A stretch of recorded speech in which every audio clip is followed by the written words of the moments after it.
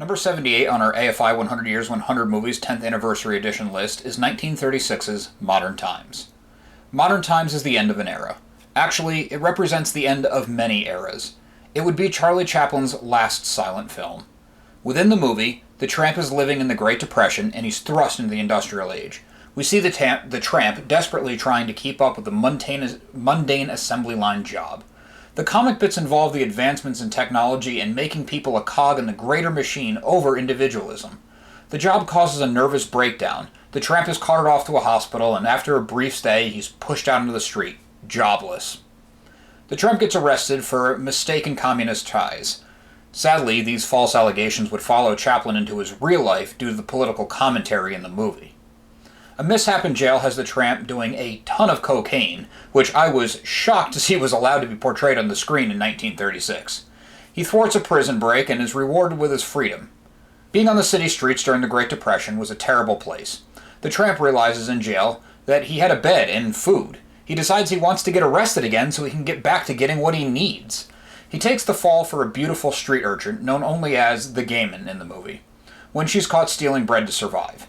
This links the two, and the comedy develops some romance as well. Mishaps continue to happen as the tramp and the Gayman try to find work so they can get a home together. It's a charming movie with Chaplin firing on all cylinders. The Gayman is played by Paulette Goddard. Goddard was a model and Broadway star before signing on with Samuel Goldwyn of MGM fame. This was her first credited film role, being the co-lead to Charlie Chaplin, a huge break in her career. She was dating Charlie Chaplin at the time, the two would eventually marry, but she deserves all the credit for her performance on her own merit, as you can tell in this movie. It was also a pleasant surprise to have such a beautiful actress in a silent comedy from 1936. I did not expect that.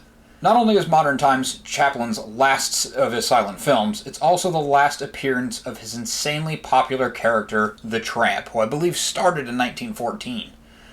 Chaplin held on to the silent genre long after the talkies took over. 5 years prior to Modern Times, Chaplin was making a movie called City Lights, where he also played the tramp. Even during the production of that movie, the industry and critics at large urged him to get into the talkies. Talkies became the norm around 1929. City Lights was done Chaplin's way and ended up being a resounding success. This may have bolstered him to stick to his guns for Modern Times as well. Chaplin worked on the script for Modern Times for years. He wanted to get everything exactly right. The choreography needed was complex, and he was up against a rapidly changing world that he was afraid of being left behind in. He made some concessions in the movie. It wasn't entirely silent when all was said and done. There was some voiceovers put in along with a slew of sound effects. The more traditional cards for the dialogue were still used for the bulk of the movie, especially between the tramp and his co-lead, the Gammon. Gammon is just another word for street urchin. Chaplin was fearful of the audience hearing his iconic character. He thought that the tramp would lose its magic. A full script was written, dialogue and all, but Chaplin changed his mind. He stuck to his initial thought of having the tramp stay out of full speaking roles. He resisted spoken dialogue for the majority of the film. Toward the end of the movie, the tramp is forced into performing a song. It's largely gibberish and played entirely for laughs, and this is the one and only time audiences got to hear the voice of the tramp. This was also the first time audiences would hear the voice of Charlie Chaplin, a man who was making movies for 22 years at this point and would continue to do so for years to come. Despite holding on to the old way of things, there are actually some revolutionary ideas and a level of special effects pulled off in this film. The tramp's boss, for example, watches over his factory workers on CCTV, something that wouldn't really come along for another couple decades. The massive machines of the time and the insane feeding machine for a comic bit that were brought in were made for the movie. There's a comedy bit where the tramp is pulled into the cogs of one of these machines, which required some serious skills in producing and elaborate set design, as well as Chaplin's stunt work. The matting used for the scenes with the CCTV and even some of the faster chase scenes where they're hanging out the back of a car were done with matting and really well done. You can hardly see the matte lines even given the age of the movie. Modern Times was a fantastic send-off for the tramp, such an iconic character. Chaplin is at the height of his game. He shows off all of his skills as a writer, director, producer, and of course, performer. He was generous in the writing of his co-lead, who gets to do a lot of the physical comedy herself. This was no accident. Goddard is created with making significant contributions to the script. So much of the iconic imagery we think of when we hear the name Charlie Chaplin to this day is showcased in this one movie, the final outing for his iconic character. Spoiler warning for an 85-year-old movie. Toward the end of the movie, we see our two main leads walking off together, presumably to live the classic happily ever after. That wasn't the original ending. Originally, the tramp and gamin were separated. She ends up joining a convent and becoming a nun. The two eventually find each other again, and the tramp tries to convince her to go away with him. She's happy in her new life, and she declines the tramp. The tramp is then seen walking off on his own. It is a downer of an ending after spending the whole movie watching these two making each other laugh and falling in love. Most of Chaplin's outings as the tramp did end in the way of him walking away alone. I guess keeping him unencumbered allowed the next adventure to go off without the audience asking any questions. I like to think this sweet, more upbeat ending was done so Chaplin and audiences could say goodbye to the character they all loved so much and who meant so much to everybody, the industry as a whole. It was a way to say goodbye, but to feel like an old friend got the happy ending he so deserved. There isn't a fully watchable version of this scene, this other ending, but in 2003 a remastered DVD of Modern Times was released. An extra on the DVD gives you all the info behind that alternate ending and has stills to accompany it. This remaster was also shown at the Cannes Film Festival that same year. The only empty seat in the screening was left so on purpose.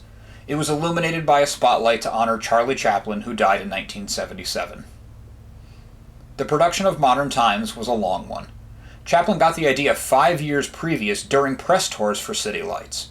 Chaplin was inspired by the horrible conditions of the Great Depression and the conversation about technology with Mahatma Gandhi. I never thought I'd be drawing a parallel between Chaplin and Gandhi, but here we are.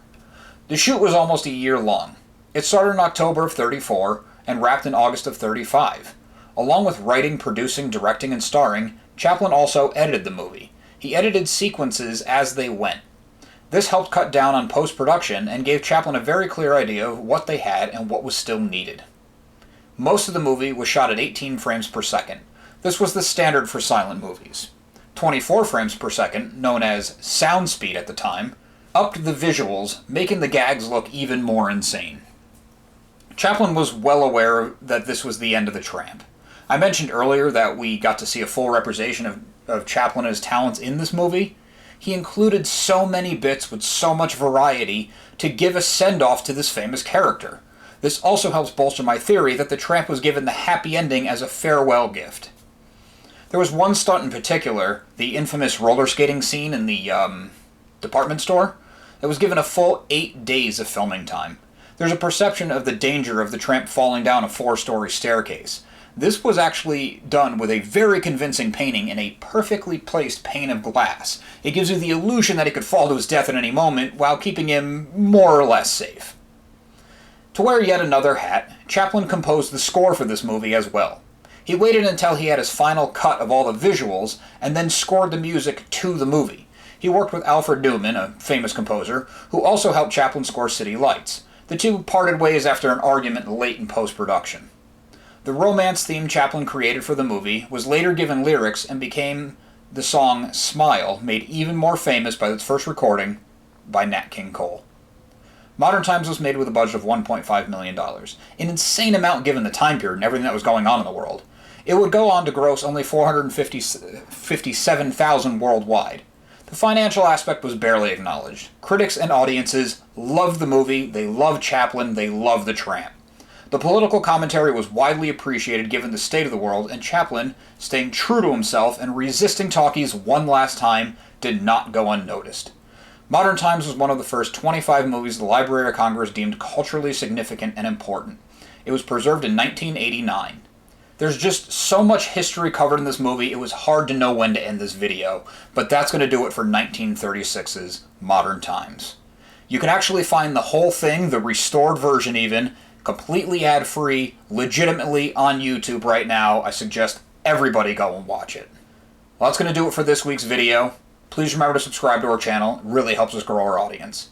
These AFI 100 Years, 100 Best Movies countdown videos can be seen a week early on Patreon for our patrons. Tiers start at only $1 a month.